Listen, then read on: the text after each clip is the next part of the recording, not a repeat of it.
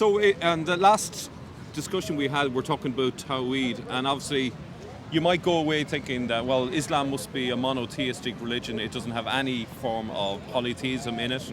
It's no pagan practice, surely. But what I'm going to talk about is the origin of Ramadan. Now, Ramadan, for many Muslims, could not be more monotheistic. But the surprising thing is that it is actually a pagan feast. It's a pagan festival. I'm going to just read out some notes that I've taken on this. In the 1950s, archaeologists found stelae face down under a mosque in Haran. They were made at the time of the last king of Babylon. When you say Haran, this is up in Anatolia? Yes, yeah. This is the place where Abraham, is it? Yes, Abraham stopped and Abraham's father died, is that Absolutely, right? yeah. Okay. So what they found were these stelae, which are rocks with inscriptions, and the inscriptions were done by or on behalf of King Nabonidus. Now, he lived in the 6th century BC, 556 to 539 BC, and in it he proclaimed that he was promoting the god Sin. Now, the god Sin was part of a triad of gods which were worshipped in Iraq. These were clearly pagan gods, but he basically gave up his kingship. He basically passed his reign to his son. Now, his son is probably familiar to you. His name is Baltashir. No, it's Balthazar. Belshazzar, even Belshazzar. Well, one of the Magi, or the same name as one of the Magi. He's the guy that appears in the book of Daniel with the writing on the right. wall. I've got him now. Okay. Yes. So, Yes. so in the book of Daniel, chapter 5, verse 1 onwards, basically, God is not happy with this feast that's going on. It doesn't mention the name of the feast.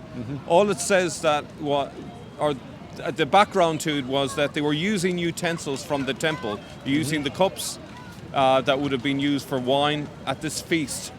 And so the feast that was happening in Haran was actually this 30 days of fasting, and it was in relation to the moon god Sin. And so in March each year, the moon would go into the star cluster Pleiades,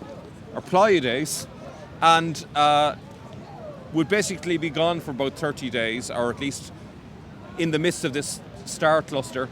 And then they would wait at the gate of Haran for the moon to re-emerge. And so on the last day when the moon re-emerged, they had a feast. And the feast was called Al-Fitr, which is pretty much Al-Fitr in Arabic. So that's where it comes from. And it's fascinating that we have proof that this king Nabonidus was promoting this and promoting it into northern Arabia back in, as I say, the 6th century BC. And he was basically saying that this god was the greater of the three gods. And it's interesting that even in Islam we talk about Allah being the greater, Allahu Akbar. But so Ramadan is essentially a pagan festival. It had been going for 14 centuries prior to Islam. And you may ask, how does... Can I just... what I found, it's all interesting, what I really zoned in on there was the Al-Fitr business, because that's the name of the feast at the conclusion of Ramadan, isn't it? That's the last day, or when Ramadan comes to an end, the month of fasting comes to an end, the new moon, it's Eid al-Fitr. And you're saying that this term was already in use, but in relation to a completely pagan god. Absolutely. It was used, as I say, from the 6th century BC all the way through. It started to die out, and it probably, this pagan belief probably would have died out with the advent of Christianity, apart from the fact that there was a caliph called Marwan II, 744 to 750. He decided to build his palace on the site of the the location of this Temple of Sen in Haran. That's an unfortunate name. Yeah.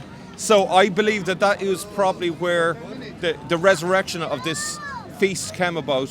Perhaps he was fascinated with the local history of that feast, decided to incorporate it into this growing religion called Islam, which wasn't fully formulated at this stage. Remember, the Sirah hadn't yet been written, and Al-Tabari was a long way yet to come.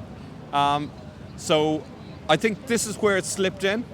Had they not brought that in, I think probably Islam would look very different to what it is today. Yeah. But it has this unfortunate mix now of Judaism, Christianity, an Iraqi pagan religion from the 6th century that the Bible condemns, and basically Nabonidus and his son Balthasar get their kingship taken away from them. And who takes over but the Persians? So the Persians are given this reign of power as punishment for them sacrilegiously using the utensils from the temple in Jerusalem. So it's a fascinating bit of history. You and I are both fascinated by Islam and the origins of Islam. And almost all of my attention is taken up by the Christian and Jewish roots of the Quran and the historical background, and very little about the pagan aspect. But it's fascinating. We know so little about it. Of all the theories that we now have about the role of Judaism and the Abrahamic background, things like the Black Stone, for example, are almost completely mysterious. No one's really got a good, strong explanation as to where the Black Stone comes from. It seems to be something completely pagan that's just parachuted into this Abrahamic religion. And this looks like another example in the same vein. This really mysterious pagan practice that has just come from nowhere. Yeah, and it's kind of like what we were talking about earlier in terms of the sources from the Quran. There doesn't seem to be any rhyme or reason in terms of the sources that are used. So we saw that they used a romance as a source for the Shahada. They use apocalyptic writings. They use Gnostic texts. They use the Bible. There's nothing excluded from what they will use. And so it's the same it goes with the practices. The fact that the righteous will wear, or the companions of the right will wear green silk in paradise, comes from Mithraism, doesn't it? The idea that people wear green in paradise, whereas of course in the Bible we wear white in paradise. Yeah, so there's definitely... There's a real kind of magpie Muhammad sort of idea here that is just taking so many influences and trying to untangle them and see how they came together. It's just fascinating. I would say that it's not just one person, it's a collection of people. It just didn't end in the 7th century, carried on 8th, 9th, 10th century onwards. Magpie stuff going on all the time, and it's probably still going on. 20 years ago, if you were to go to Mecca, you would see one stone pillar that they were throwing pebbles against, and then it became 3, and then instead of a pillar, it became a massive, large wall, and no one raised any eyebrows, and they carry on as before. So this will carry on.